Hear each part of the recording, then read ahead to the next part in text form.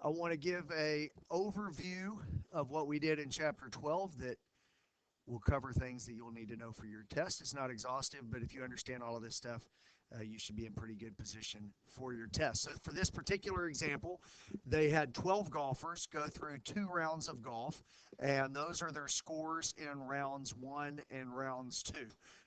So plug those into your calculator, pause the video if you need to, check your X bar and Y bar, and then we'll just walk through all the things that you would need to do together. Okay, so I've got all these numbers in my calculator. The first thing I want to do is make a scatter plot. I'll do this stuff quickly. Pause the video or holler at me if you need some help on that. So the data is in my calculator. I'm going to go stat plot and make a scatter plot. That's the first one of L1 and L2. Hit zoom 9.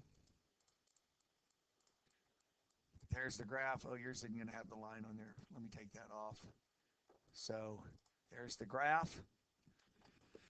And I see a positive, perhaps linear relationship, maybe kind of moderate, between round 1 and round 2. And this is not a surprise to me that the graph seems to kind of go up, because what that means is what? What does it mean that the graph has got a positive slope? Yeah, it could be linear, but even more than that. What's the positive part telling me? Good. So if my round 1 scores go up, what do you expect to happen to round 2 scores? Go up, and this makes sense, right? If you're bad in the first round, you're probably still bad in the second round. You might be less bad, but it's still going to have that positive slope. And so now I want you to go stat calc number 8 and store it into your Y1. And whoops, stat calc 8, store it into Y1. And you get all of this information. And I would expect that you can tell me what A, B, R squared, and R mean. So what's the name of A? Y-intercept. And what does that tell me? When X is 0, I bet, or I predict Y to be that. So in other words, when the round 1 score is 0, I predict his round 2 score is going to be 26. Now that number doesn't really make sense because you're not going to have a round 1 score of 0, but that's still the placeholder for the equation. What is the, go ahead. So if the R and R squared don't show up, turn your diagnostics on. If you press mode and then go kind of towards the bottom, there's one that says stat diagnostics off or on. Turn them on. If you reset your calculator, they go off. I don't know why, but that's how you turn them back on. Okay, so what's the name of B? The slope. And that tells me for each additional X, I bet Y goes up by that much on average. So for each additional X, I predict the Y to go up by 0.6877. Or for each additional round 1 point, I expect his round 2 points or score to go up by 0.6877. All right, you should know what R squared is. What's the name of it? Coefficient of determination. That's the same laugh I'll do when I'm marking them off on your test, by the way. Okay, so R squared. That'll be it. 0.472 means 47.2% of the change in round 2 score could be predicted by knowing the round 1 score and using this equation. 47.2% of the change in the round 2 score can be predicted by using the LSRL of round 2 on round 1. And the R is 0.687. That's correlation. Tells me I've got kind of a weak positive linear relationship. So let's say now I want to do a hypothesis test. Yes, your question.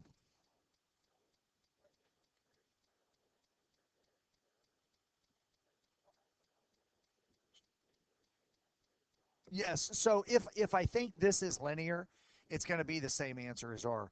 It turns out if I think this is curved, if my original graph had looked like this, but I still had an R of 0.687, what this would mean is if I treat it as linear, I've got a weak positive linear relationship, which is kind of what it would look like right there. But if I was interpreting this, I would say I've got a strong curved relationship.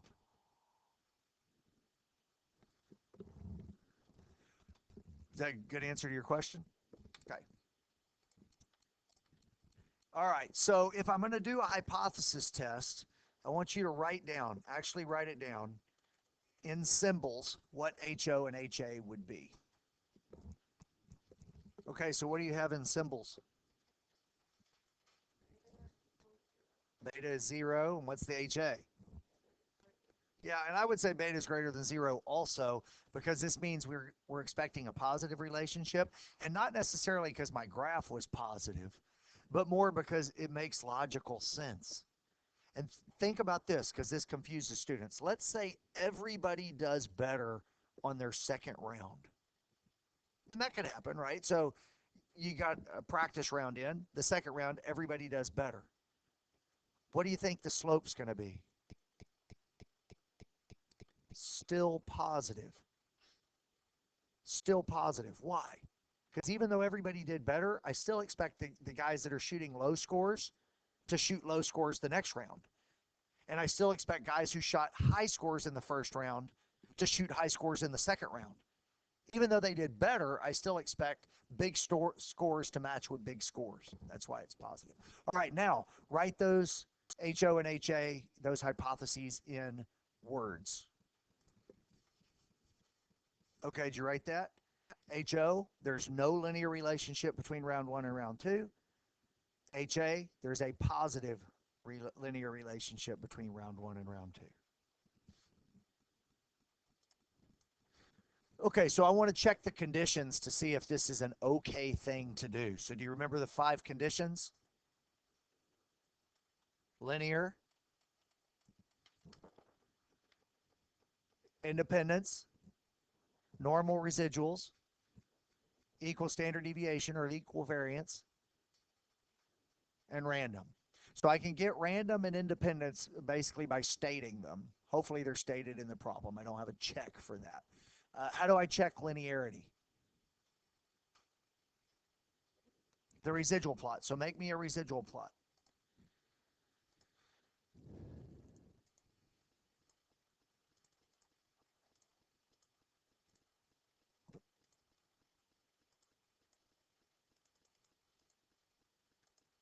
We have typically made our residual plots with L1 versus resid, although you could put L2 versus resids if you wanted to.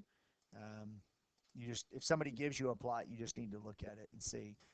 There's my residual plot. What am I looking for? A pattern, and do you see one? I don't.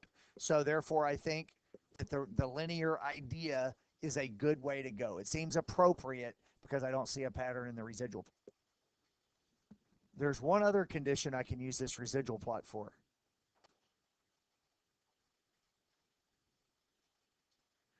The equal variance, I'm looking on this. And what that means is, do the points seem spread out the same across the domain?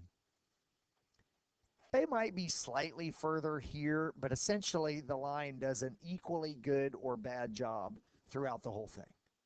If there was a section here, like if let's say the graph went a little further, and down here I had some points like that. I had a few more points in there. Over here, the line's doing awesome. Over here, less awesome. This is a violation of this condition that I'm talking about. Okay, so I've talked about linearity, I talked about independence, I talked about equal variance, and I talked about random. The other one is the N. What's the N? Normal, and I need my residuals to be normal. So there's 2 ways that I could check this. One is to make a histogram of the residuals. Histogram of the residuals.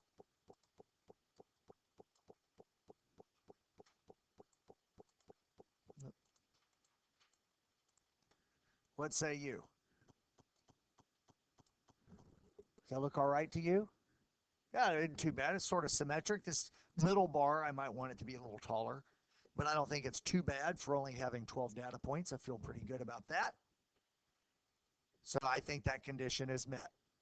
And I would say a histogram of the residuals shows that it's not too non-normal, so I feel pretty good. And I'd sketch that out real quick. I could alternatively, I haven't done this in a long time, but this last graph right here, this sixth graph, is a normal probability plot.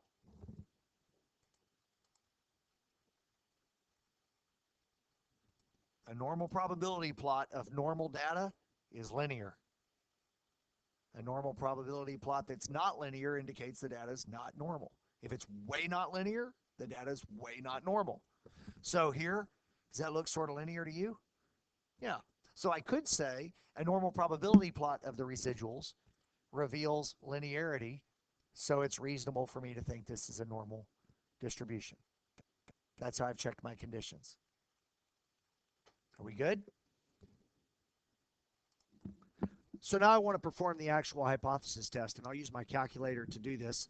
So give me a new page here, and I'm going to go stat test lenreg t-test.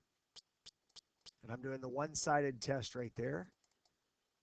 This one's going to actually resave the equation in my y1, copying over it. There's my t-test statistic, 2.99. My p-value is 0.00678. What were my degrees of freedom? It's 10, but why? It's n minus 2. So the degrees of freedom are n minus 2. I had 12 golfers. So that's why it's 10. What would I do with that p-value? Would I reject or fail to reject? Reject, because the p is low. I reject HO. I think that knowing your round one score does help me predict because I think there's a positive linear relationship. Yes, ma'am.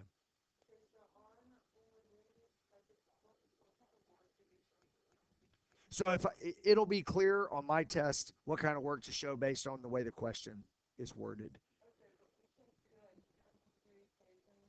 Not unless I say use equations. So here are the equations that I'm going to expect you to know. I will expect you to know that T equals B minus beta over SEB because this is an equation we've used 100 times. Sometimes it says X bar minus mu over sigma divided by the square root of n, but it's that format. So I expect you to remember that. I expect you to remember the degrees of freedom are n minus 2. I won't give you that. But other formulas as far as prediction intervals or confidence intervals or SEB or S, if I want you to use them, I'm going to give them to you. And I do expect you that if you have the formula, you can plug things into the formula. You can use your list. You understand how to use them, but you're not going to have to memorize those. Okay, so now let's do a len reg t int.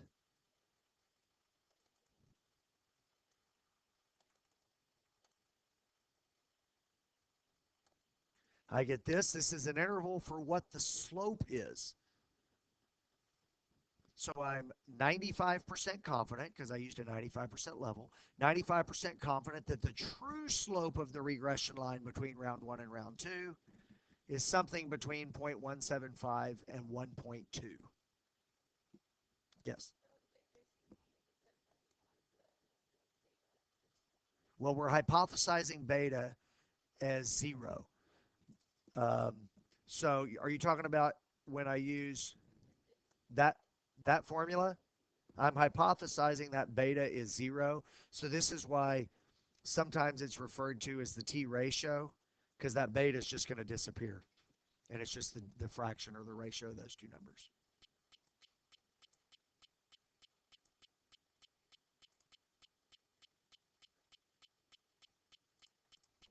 All right.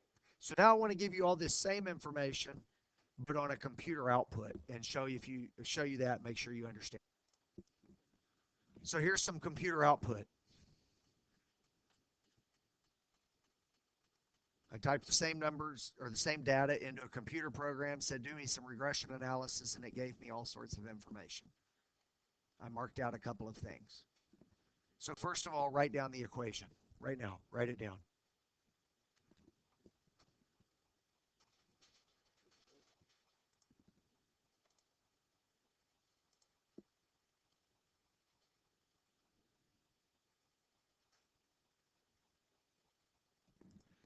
So did you write this down? Oh, good. You put the little hat on there because that's important. I don't want to lose a point because I forgot to put the stupid hat on there. There's something else that's important. What does C1 mean? Oh, yeah. So C1 is round one score. I think it means column one in this program, like L1, basically. And C2 is round two score. So you got to define your terms, or you can just replace these things on your calculator. I mean, on your paper. All right, so you see these other things on here, the A and B, R squared. You can find R by taking the square root of that and knowing it's positive because the slope is positive. But I've marked out T. How could I find the T test statistic if I gave you this printout, but I didn't give you the raw data?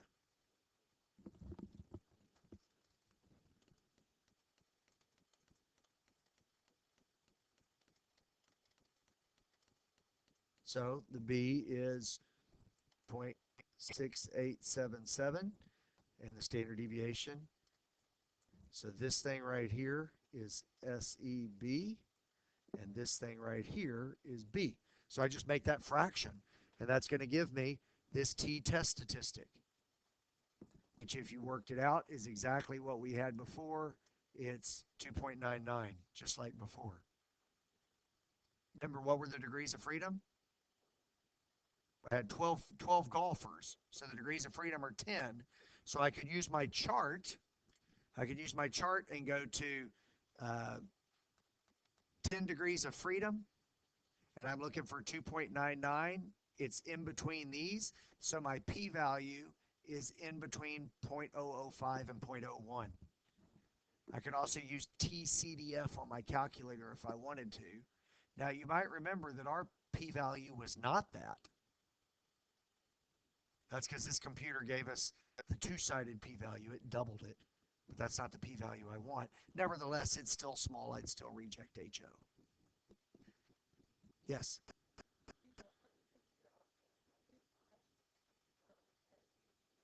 So if I didn't have the computer output and I wanted to find SEB, so I'll go back to that page.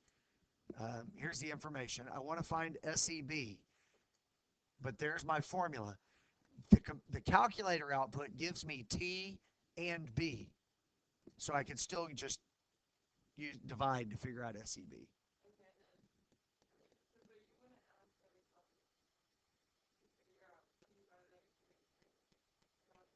Right. You'd either have the data, which could give you the calculator output, or the calculator output itself, or the computer output. So you'd know two of those three parts. Um, have we done anything with analysis of variance? No, which means you would ignore all this stuff. Now you're still literate, so you can still read. This one says R denotes an observation with a large standardized residual. If something has a large residual, what does that mean? It's way off the line. Standardized means compared to the other points.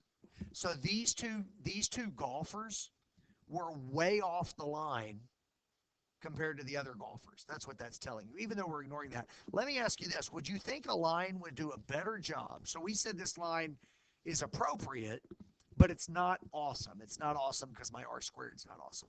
Would you think that a line would be better for professional golfers or high school golfers?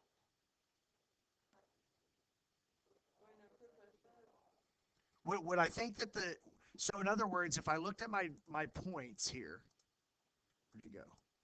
If I looked at this graph, would I think that this graph would be more linear with pro golfers or more linear with high school golfers?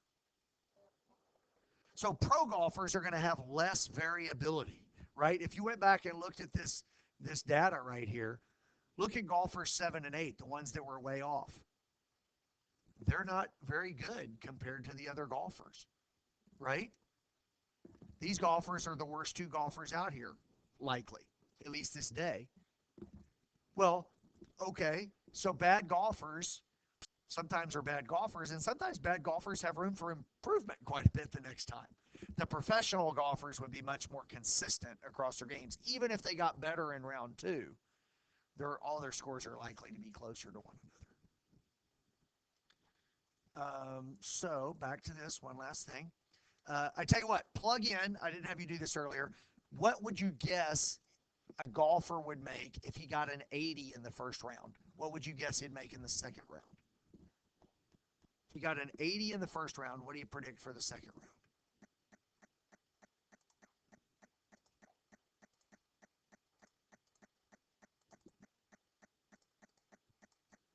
All I have to do is plug 80 into that equation.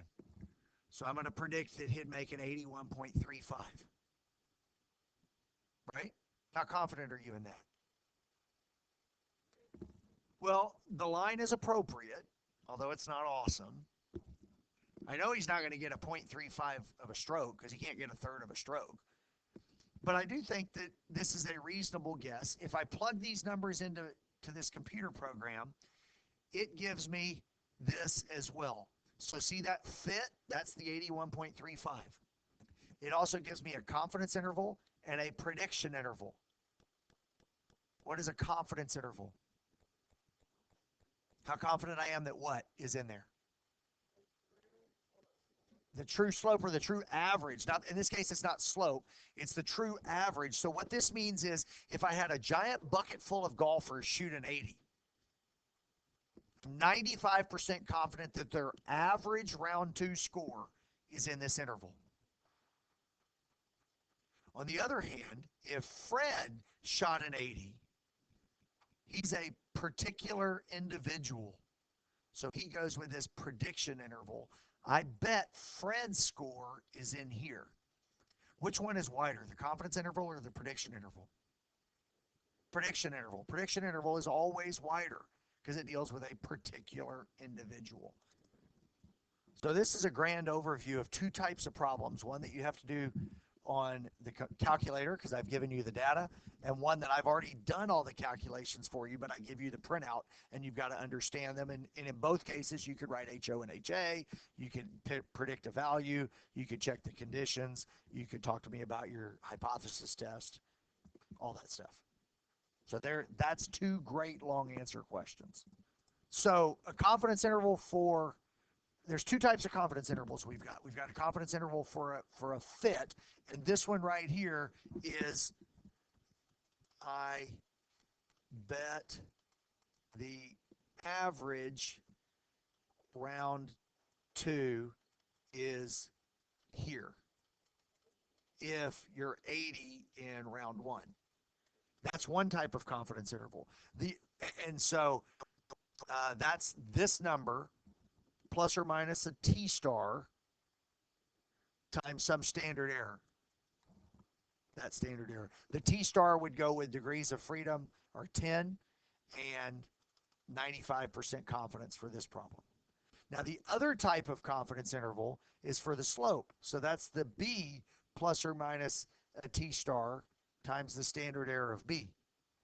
This is actually going to be the same t star because it's still 10 degrees of freedom and 95% confidence. But now my slope is this number, and my standard error of the slope is this number, if you had to work it all out. The calculator will give me the linear regression interval for the slope. It does not give me this stuff down here for the CI and PI for a particular fit. So what you're hoping is I've given it to you on computer output, and all you have to do is identify that the CI is for the average and the PI is for a particular individual. And you'd have to know also that a PI is always going to be wider than the CI because the particular individual could be a short one or a tall one, but the average is probably going to be reduced down. All right, so we've got one other major thing that we've done in here, and that is transformations. So let's say that I've got some numbers in my calculator. So let's say I've got some numbers in my calculator, L1 and L2, and I graph them and it gives me this. That's telling me I don't think it's linear. A residual would be patterned. So maybe I do, I don't know, the log of L1 and the log of L2. I put these things in L3 and L4. So now when I graph L3 and L4, oh, look at that. Miraculously, it turned out straight. So doing lin reg on L3 and L4 sounds good, right? Now my calculator, when I did this, produced this equation, y equals 3 plus 4x. But I, being smarter than my calculator, know that what it really meant was this, right? Because I did regression on the log of x and the log of y. This is because on this particular problem, I've got a power function. If I had an exponential function, I would only have logged the y's. Yes, ma'am. So I'm gonna decide if it's power or exponential, either because the benevolent coach told you which one to try, or more likely, because maybe I'm not benevolent, it makes sense with the problem. So if it's anything that has to do with growth or population or financial growth or decay, that's an exponential problem. If it's anything that has to do with volume or area, those things make sense to do with a squared function or a cubed function. So it would be a power function. Sometimes, and this is totally legitimate, you try something and it doesn't work, and that's fine. You say, ooh, I did it as a power function, and look at this pattern in the residual plot. It doesn't look like it's a power function either. Such is life. Sometimes you get an excavator out to move a barge or a shipping vessel, and it doesn't work, and you got to try something else. That doesn't mean you shouldn't try the excavator. You tried it. It wasn't right. So looking at this formula, oh, that blue, this log should be over here. Sorry. There you go. So that's what it really meant. And if I want to solve this for y, I can anti-log both sides. And this gives me y hat equals 10 to the third times 10 to the 4 log x. Well, that's y hat equals 10 to the third, which you can write like that, or you can work out, times 10 to the log x to the fourth, because that 4 cruises up here as an exponent. Now those guys will cancel, and I got y hat is 10 to the third times x to the fourth, a power function. And it's a power function because I had logged both things. On an exponential function where you have an x in the exponent, you actually only log the y. This idea would be very similar if it was exponential. I wouldn't have the log right here. And then when I worked it out, this would have left the x in the exponent to be an exponential function.